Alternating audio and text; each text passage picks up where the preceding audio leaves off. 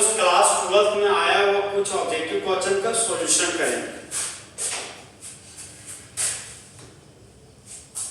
तो question number 1 में आते दोस्त, क्वेश्चन नंबर 1 है हमारा, क्वेश्चन नंबर 1 हमारा बोलता है कि एक इंपॉर्टेंट मेथड बताइए जिसकी मदद से हम लोग ईथर को तैयार कर सकते हैं। तो ऑप्शन नंबर है हमारा दोस्त ऊर्ज रिएक्शन। हम लोग जानते हैं कि ऊर्ज रिएक्शन की मदद से हम लोग एल्केन बनाते हैं। तो ऑप्शन नंबर ए ऊर्ज रिएक्शन हमारा सही नहीं होगा। ऑप्शन नंबर बी है हमारा विलियमसन सिंथेसिस। विलियमसन सिंथेसिस की मदद से हम लोग दोस्त ईथर का फॉर्मेशन करते हैं।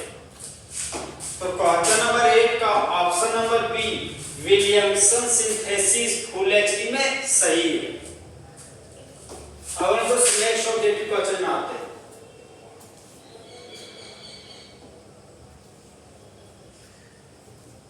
क्वेश्चन नंबर 9, क्वेश्चन नंबर 9 है कि निम्नलिखित में से कौन सा कंपाउंड स्टीम वोलेटाइल है। तो सबसे पहले जानेंगे देखिए स्टीम वोलेटाइल क्या होता है। जब कोई भी ऑर्गेनिक कंपाउंड वेपर में कन्वर्ट हो जाता है तो उसी को बोलते हैं स्टीम वोलेटाइल। तो क्वेश्चन नंबर 9 का ऑप्शन नंबर ए ऑर्थोनाइट्रोफिनॉल हमारा स्टीम वोलेटाइल कंपाउंड है। तो 9 का ऑप्शन नंबर ए ऑर्थोनाइट्रोफिनॉल हमारा फुल एचडी में सही है। लेकिन ऑर्थोनाइट्रोफिनॉल ही क्यों सही है, आइए उसके एक्सपेंशन करते हैं।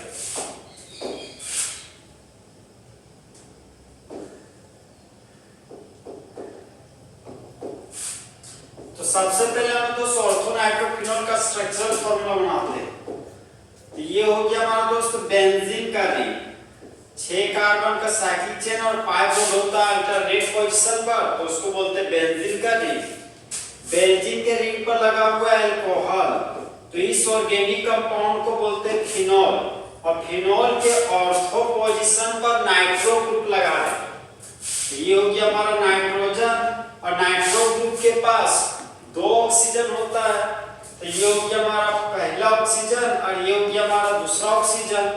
एक ऑक्सीजन इस नाइट्रोजन के साथ डबल बॉन्ड बनाया, अब ये नाइट्रोजन इस ऑक्सीजन के साथ कोऑर्डिनेट बॉन्ड बनाएगा। यहाँ पर बन के दोस्त कोऑर्डिनेट बॉन्ड। अब यहाँ पर दोस्त हाइड्रोजन और इस ऑक्सीजन के बीच हाइड्रोजन बॉन्ड का फॉर्मेशन हो जाता है, क्योंकि हम लोग जानते हैं कि हाइड्रोजन बॉन्ड बनने के लिए हाइड्रोजन के आगे फ्लोरीन ऑक्सीजन चाहे नाइट्रोजन एटम होना चाहिए और हाइड्रोजन के पीछे फ्लोरीन ऑक्सीजन चाहे नाइट्रोजन एटम होना चाहिए। तो वैसे हालातों में वहां पर हाइड्रोजन बॉन्ड का फॉर्मेशन होता है। तो हाइड्रोजन के आगे ऑक्सीजन है और हाइड्रोजन के पीछे ऑक्सीजन है, तो यहाँ पर बनने वाला बॉन्ड हमारा हाइड्रोजन बॉन्ड होगा।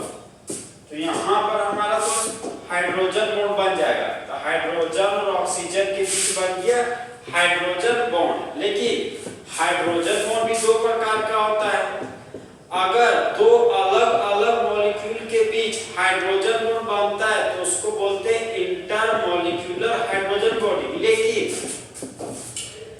लेकिन अगर सेम मॉलिक्यूल में हाइड्रोजन बॉन्ड का फॉर्मेशन हो जाता है तो उसको बोलते हैं इंट्रामॉलिक्यूलर हाइड्रोजन बॉन्ड। तो देख सकते हो दोस्त फिनॉल के ऑर्थो पोजीशन पर आने वाला नाइट्रो ग्रुप और अल्कोहल ग्रुप के बीच ही हाइड्रोजन बॉन्ड का फॉर्मेशन हो गया। यहाँ पर बनने वाले हाइड्रोजन को बोलेंगे intramolecular hydrogen bonding. Intramolecular hydrogen bonding, intramolecular hydrogen bonding. एक ऐसा हाइड्रोजन बॉन्ड जो सेम मॉलिक्यूल में बनता हो उसको इंट्रामॉलिक्यूलर हाइड्रोजन बॉन्डिंग कहते हैं। अब दोस्त ये जो कंपाउंड है इस ऑर्गेनिक कंपाउंड का नाम है ऑर्थोनाइट्रोफिनॉल। ऑर्थोनाइट्रोफिनॉल। अब हम दोस्त ऑर्थोनाइट्रोफिनॉल को हीट करते हैं। तो जैसे हम दोस्त ये हो गया हमारा हीट करने वाला इंस्ट्रूमेंट।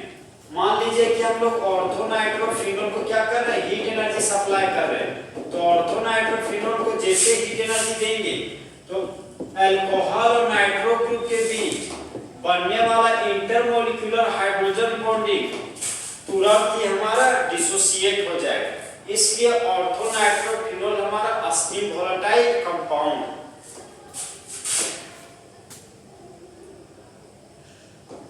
इसलिए हमारा दोस्त क्वेश्चन नंबर 9 का option number A orthonitrophenol full HP में सही है। अब हम दोस्त